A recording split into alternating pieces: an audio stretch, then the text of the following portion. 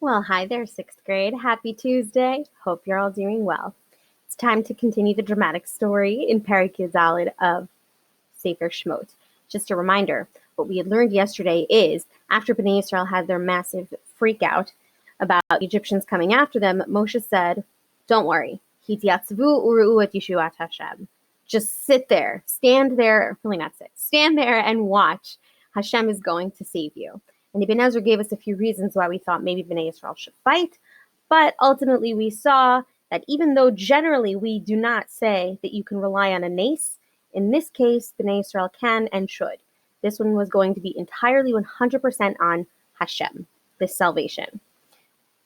And then the very next pasuk, which you read today and translated, seems to be a little abrupt. We'll discuss that after we're done translating, but I want you to think what could possibly be weird and wrong with pasuk tet vav.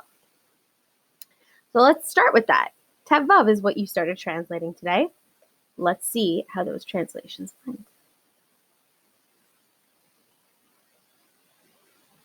Pasuk tet vav.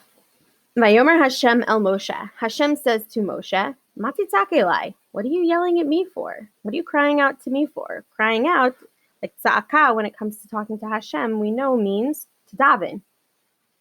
So even though it doesn't say it clearly in the psukim, it goes straight from Moshe talking to Bnei Israel to then Hashem talking to Moshe.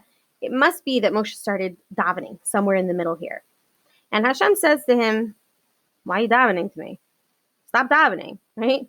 What does Hashem finish up saying? Daber el b'nei Yisrael. Speak to b'nei Yisrael. Tell them, give them a command. Vayisa'u. And go, travel. Hashem continues speaking. Tet zayin. Va'ata. And you, Moshe. Harim et matcha. Raise your staff. Unatei et yadcha al hayam. And stretch out your arm over the ocean, the sea. This is the Yam Suf. Uveka ehu. And vaka, split, hu. It. Okay? Split it. Vayavo'u b'nei Yisrael b'toch hayam bayabasha. And then b'nei Yisrael will walk through, come into it, b'toch, inside of the sea, on dry land. So Hashem is giving Moshe a preview of what's going to be happening. Hashem continues, Yud Zayin, va'ani, and as for me, hineni mechazek et leiv Mitzrayim. I will harden the hearts of Egypt and make them stubborn. Vayavo'u acharehem, and they will come after them. Vayavo'u, the Mitzrim will come acharehem, after them. Otam is Bnei Israel. And after the Mitzrim do that, Hashem says, V'ikavda befaro uv'chol chelo. V'ikavda. The aleph here means ani. Kavda is not kaved, to be heavy, but kavod, to be glorified, to be honored.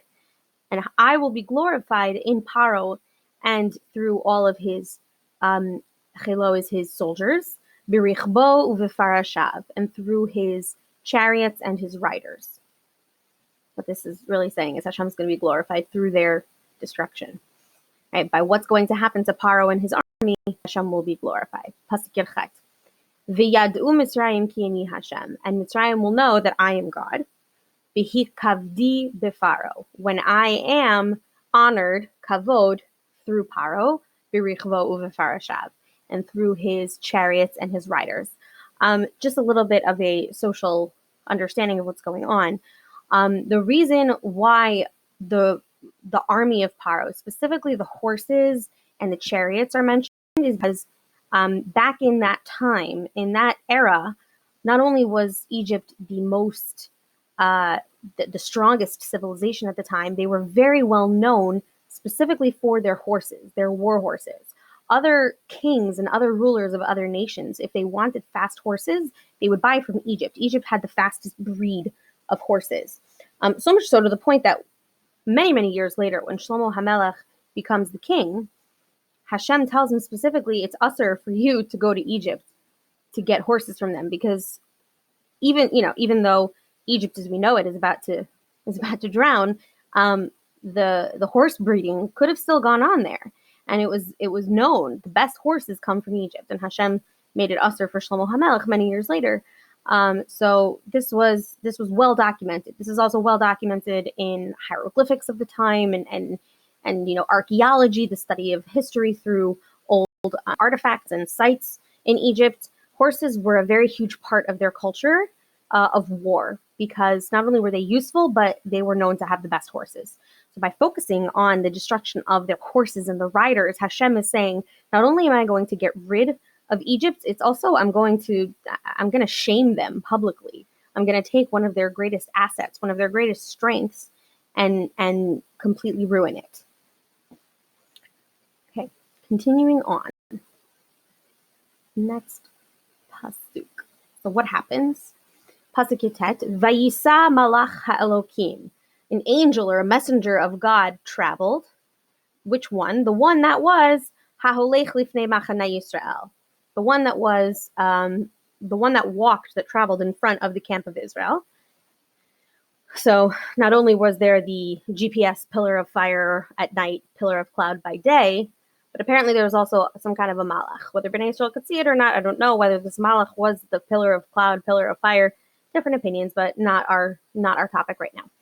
So this angel of God, or this messenger of God, went from leading Bnei Israel to go behind them.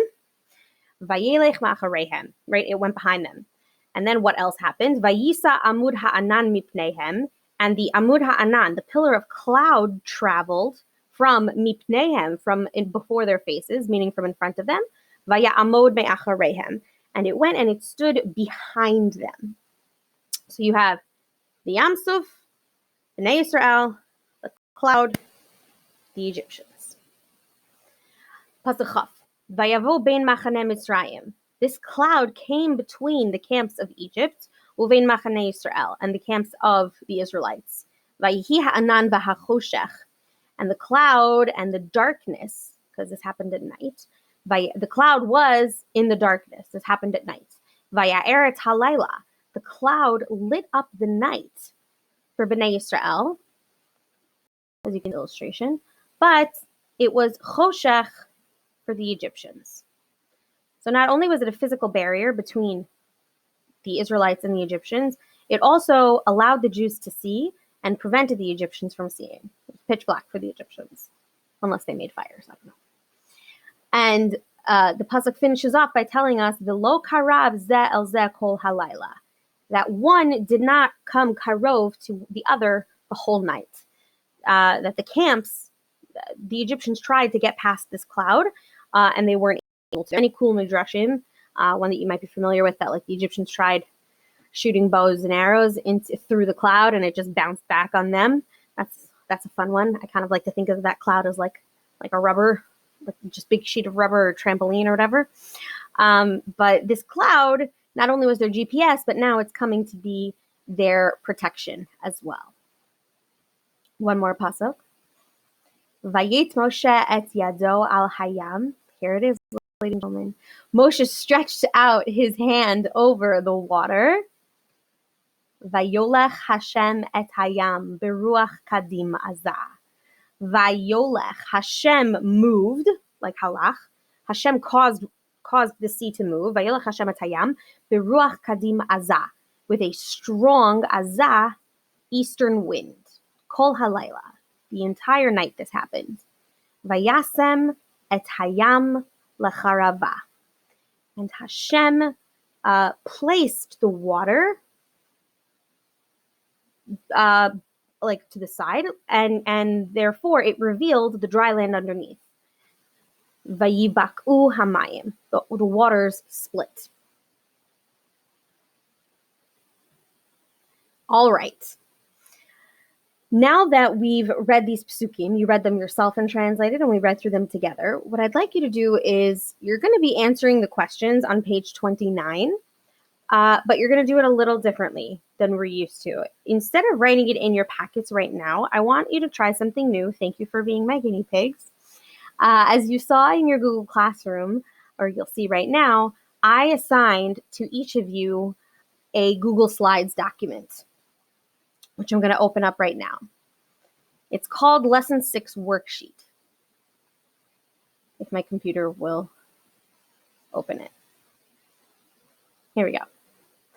Okay, lesson 6 worksheet. It has 2 slides in it, both of which come from your packet. Okay, it's the bottom of page 29 and the Rashi at the top of page 30. Right now, all I want you to do is do the first slide. Don't click present because then you won't be able to edit it. When it's in presentation mode, you can't edit the document. I have given you the ability to edit this document. So anywhere it says type your answer here, all you will do is delete that text and type in your own text. If you're going to change the font or the color, please make sure it's something that I can read of a decent size. So what you're going to do is you're going to answer these questions. Matzrichim b'nei Yisrael asot, what were they told to do at this time? Ma ya'aseh Moshe, what would Moshe do? Ma ya'aseh Hashem leParo, what would Hashem do to Paro? Matai zekara, when did this happen? And eich nivka'u hamayim, how were the waters split? What caused them to split? Okay, so just type your answer here. See that? You can touch on it, change your answer, and all's good. Now, after you do this slide, come back to the video and you'll be able to check your answers. If you want at that time, you can then also write them in your packet if you want. I'm really sort of just testing this out to see how it goes, and I'm going to ask your opinion on it as well. So yeah, I'm curious to hear your feedback. Do not yet click turn in. In the upper right-hand corner, it's not shown on mine because I'm the teacher, but in the upper right-hand corner of yours, it should say turn in or submit. Don't do that yet. You'll do that after you finish both of these slides. See on the left-hand side, okay? So pause the video, answer these questions on the slides worksheet, and then come back to this video and let's check your answers.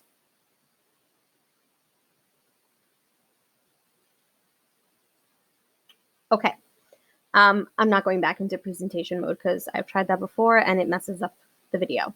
Let's go over these answers together. What were Bnei Israel told to do? Travel into the dry land of the sea. What would Moshe do? Raise his staff over the Yam Suf. What would Paro do? Sorry, Ma ya'aseh Hashem leParo. What would Hashem do to Paro? I got this one wrong, so you're going to watch me change it in real time. Make Paro stubborn and chase after them into the sea. There you go. I was able to change it in real time. When did this happen? At night. And ech nivka'u hamayim, the waters were split by an east wind that blew the water aside. It's not like they all of a sudden, like sometimes in movies they make that happen. No, this happened for a few hours. There was a strong wind, it came, it blew them, and it separated it. Which, now that I think about it, is pretty cool because that seems like that's obviously impossible by nature. If you have a wind blowing in only one direction, all the water should be going in one direction. But this one, it's sort of like split them in 2 directions. So there really should be 2 winds. I don't know. I'm just talking out loud right now. Okay. Now, the second thing I want you to do on this worksheet is the Rashi. The Rashi on page 30, I think it's fairly simple Hebrew. I want you to try translating it here on your own. And then don't worry, we're going to go over it again together. So it's on page 30. The Dibor HaMatchil is Daber al Bnei Yisrael Vayisa'u. Hashem says to Moshe, stop davening to me. Why are you crying out to me? Just tell Bnei Yisrael to travel. And Rashi doesn't have like a groundbreaking, earth-shattering question here. It's more of a question of like, why is Hashem telling him this? Shouldn't they be? We'll discuss it in a moment. So on your Google slide worksheet, type in to the best of your ability, the translation here, and then now you can submit. So somewhere up here, it should say submit or turn in. Turn in these slides worksheet and close it. Okay? And then come back to the video.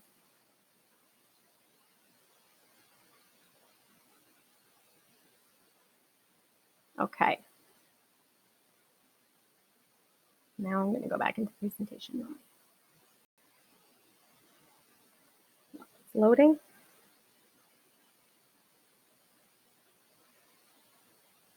Here we go. All right. So this Rashi of Daber al Bnei Yisrael Vayisa'u, Hashem tells Moshe, stop davening to me, just tell Bnei Yisrael, travel, let's go. Why? Why could they just walk straight ahead even though the ocean had not yet been split? Hashem tells them, Ein lahem ela lisa. There was nothing for them to do except travel. The only thing they had to do was travel right now. They didn't have to daven anymore. They didn't have to, create some kind of sacrifice. All they had to do was travel. She'ein hayam omed bifnehem. Because the yam would not stand in front of them. It would not block their way.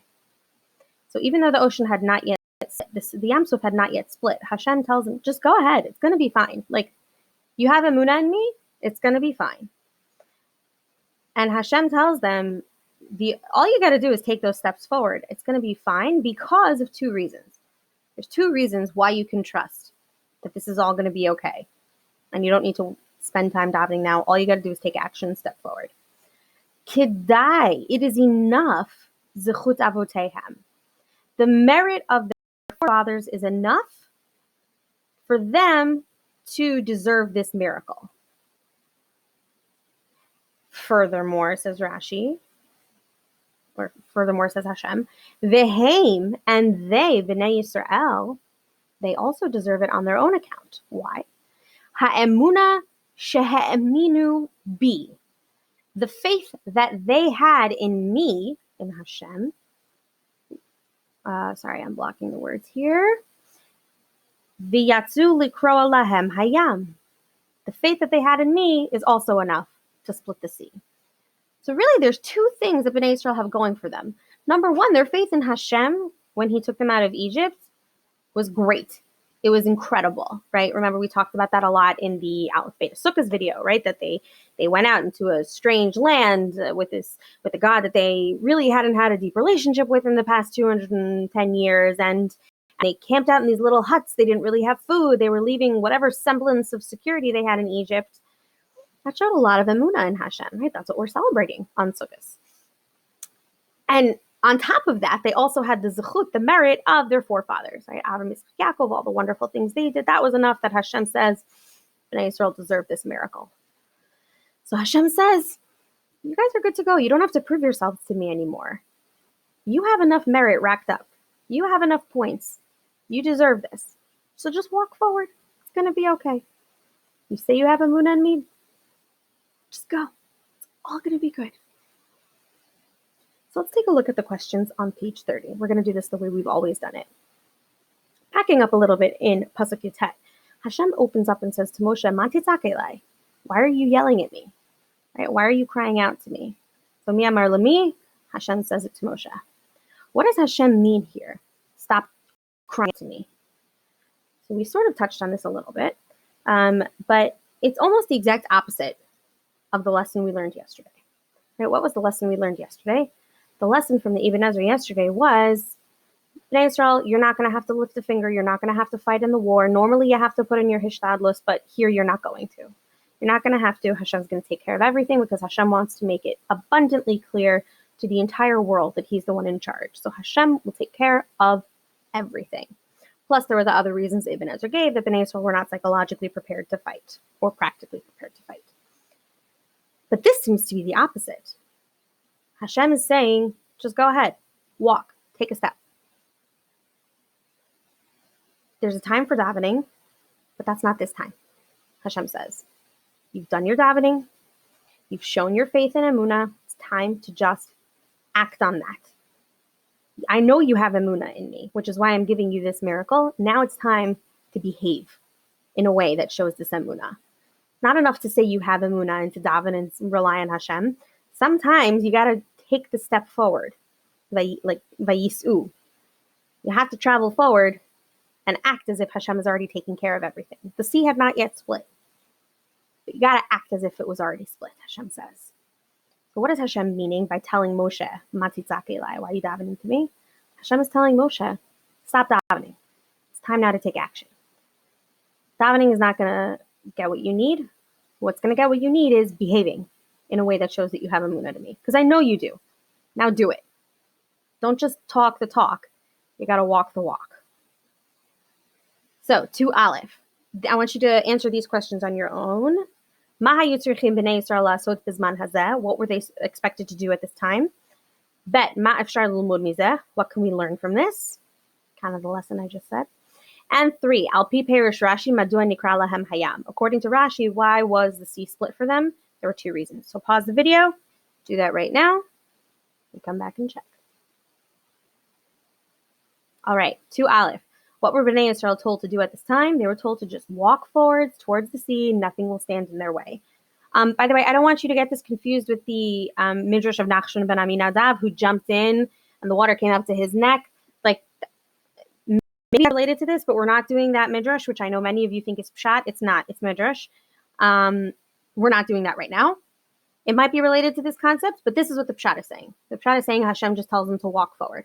Take a few steps, like just take those steps forward. Show me that you really do have that emunah. So what can we learn from this? There's a time to daven, and then there's a time to take action. But both are really necessary. Yes, you got to have total and complete emunah in Hashem, which Bnei Israel did at this moment, right? They weren't really doubting Hashem. Maybe they were doubting Moshe, like the Ramban said, but they had total and complete emunah in Hashem, and Hashem knew it. That's why he was going to split the sea for them. We'll get to that in a moment. But also Hashem says you have to do your hishtadlut. You have to do your part. Show me. Show yourselves that you know you have that emunah by taking that step forward. That's all you got to do. Take a step forward, and then everything's going to work out. I promise, because I'm going to take care of you. But take that step forward. Very metaphorical, almost. And al pi perush Rashi, madu nikra lahem hayam. There were 2 reasons. Number 1, they had zechut avot, the merit of their forefathers, to get them out, to merit this miracle. And number 2, their own merit, that they had emunah in Hashem when he took them out of Egypt. They trusted him completely. So Hashem said, for those 2 reasons, you deserve this miracle. So just walk forward as if I've already done it. Okay. Thank you for trying something new with me today. I appreciate it. Please complete the check for understanding on Google Classroom for these lessons.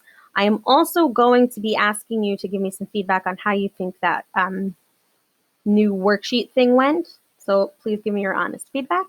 And just a reminder, you have your Parak Yudalid Open Notes Assessment on Friday, so please make sure you are taking good notes in here. Start reviewing.